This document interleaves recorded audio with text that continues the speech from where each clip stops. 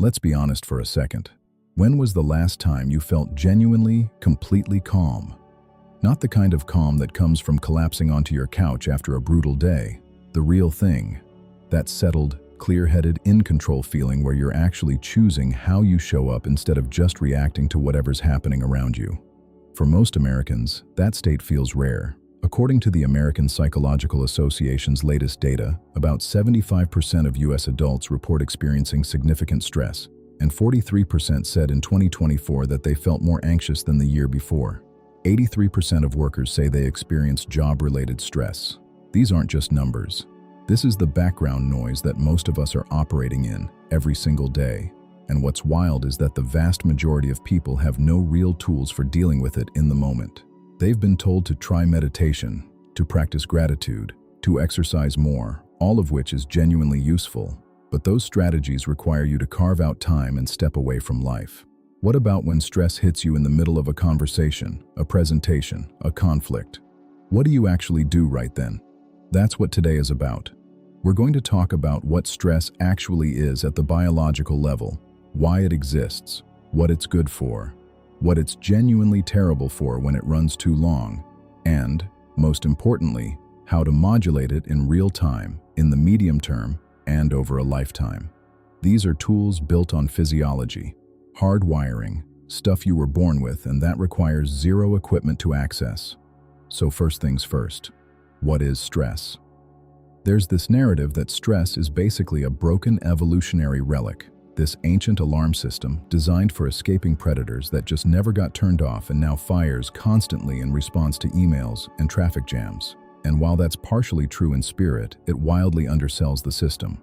Stress isn't a malfunction, it's a generic mobilization response. Your body doesn't distinguish between a physical threat, a relationship conflict, a financial worry, a viral infection, or an upcoming deadline. It runs the same circuit for all of it. And that's by design. It's a general-purpose system that says, across the board, something requires your attention, so let's activate.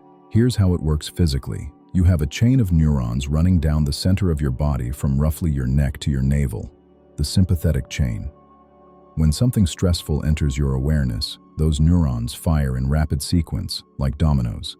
They release a chemical that triggers another set of neurons, which then releases adrenaline, also called epinephrine, throughout the body. That adrenaline hits different organs in two different ways. It dilates blood vessels to your legs, your heart, your muscles, the things you need to move or fight. And it simultaneously constricts blood vessels going to digestion, reproduction, and other systems that are essentially luxuries when you're facing a threat.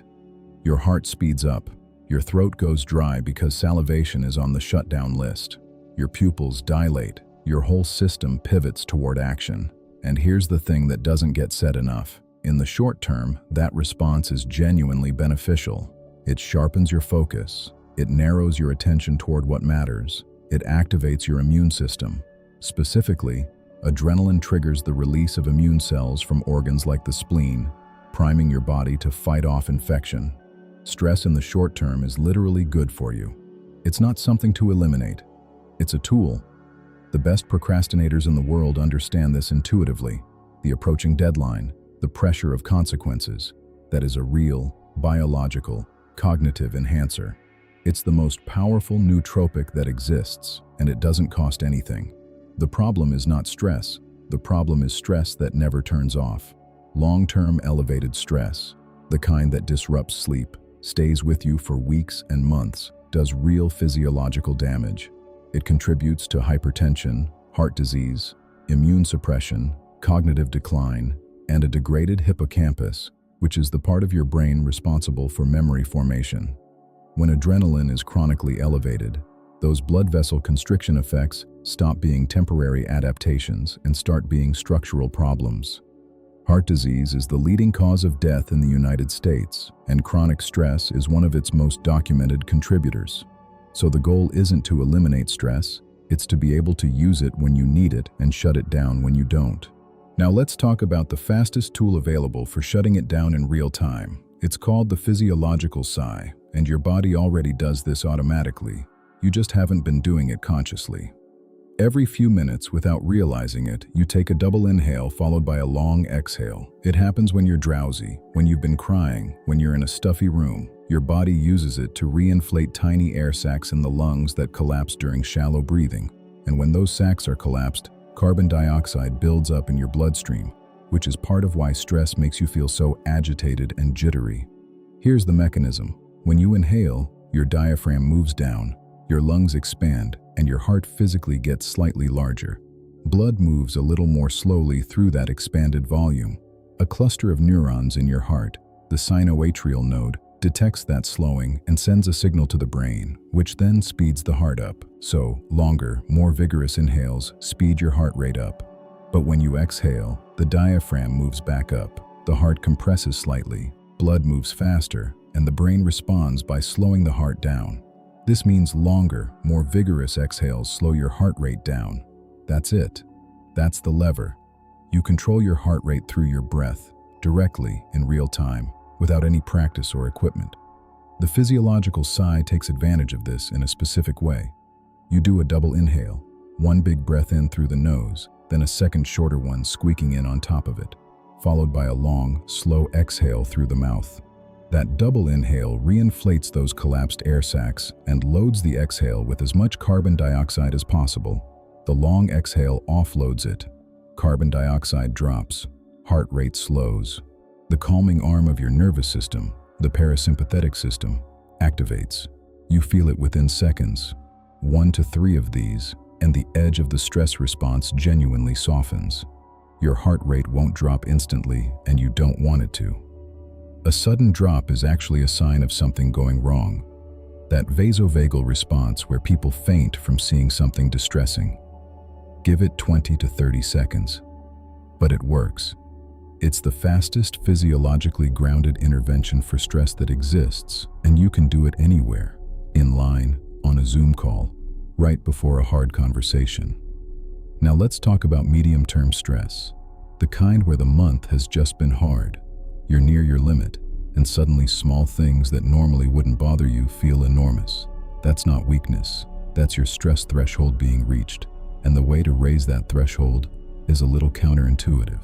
It's not about calming down more, it's about learning to stay mentally calm while your body is in a heightened state.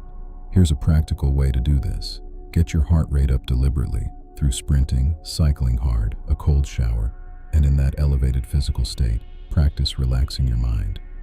One specific technique: deliberately widen your gaze.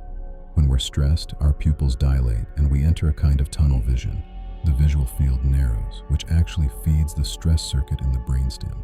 By consciously expanding to panoramic vision, letting your peripheral field come into awareness without moving your head, you release that circuit. You can be physically maxed out and mentally calm at the same time. Do this once or twice a week during training or any high exertion moment. Over time, what once felt overwhelming starts feeling manageable. You've raised your capacity. The same stress load that used to flood you now fits within your operating window. This is genuine stress inoculation, not just coping with stress, but becoming more capable of handling it without losing your head. For the long-term picture, the research consistently points to one variable above almost everything else: social connection. And I want to be specific here because this gets oversimplified constantly. We're not talking about oxytocin. That molecule gets a lot of hype, but it releases primarily in very specific bonding contexts. What we're talking about is serotonin, which activates when you're in the presence of people you recognize, trust, and feel safe with.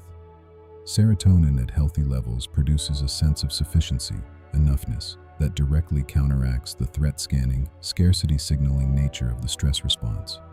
There's also a molecule called tachykinin, and this one deserves far more attention than it gets. It's released when we're socially isolated for too long, and its effects are not subtle. Elevated tachykinin increases fear, paranoia, irritability, and suppresses immune function. It's essentially the biological cost of loneliness. It's been observed across species from fruit flies to humans, which tells you how deep in the evolutionary stack this mechanism sits. Regular, genuine connection, not scrolling through someone's Instagram feed, but actual shared presence, suppresses tachykinin. Long meals with people you trust, consistent contact with an animal you love, spending real time doing things that produce delight in you. These aren't soft recommendations, they're physiological interventions. On the supplement side, a few things have solid data behind them. L-theanine at around 100 to 200 milligrams has shown consistent effects on reducing anxiety and stress across multiple studies. It works by increasing GABA, an inhibitory neurotransmitter that quiets the overactive thinking and ruminating loops. It's also found naturally in green tea, which is part of why tea has a calmer quality than the same caffeine load from coffee. Ashwagandha has also shown significant cortisol reduction in studies involving stressed but otherwise healthy adults. Some studies reporting a reduction of 14 to 28% in cortisol levels. These aren't magic, and you should always check with your doctor before adding anything. But in periods of genuine chronic stress, having biochemical support while you work on the behavioral tools isn't weakness, it's strategy. Here's the framework I want you to carry away from this. Stress is not your enemy. It's one of the most powerful systems in your body when properly used and properly shut down.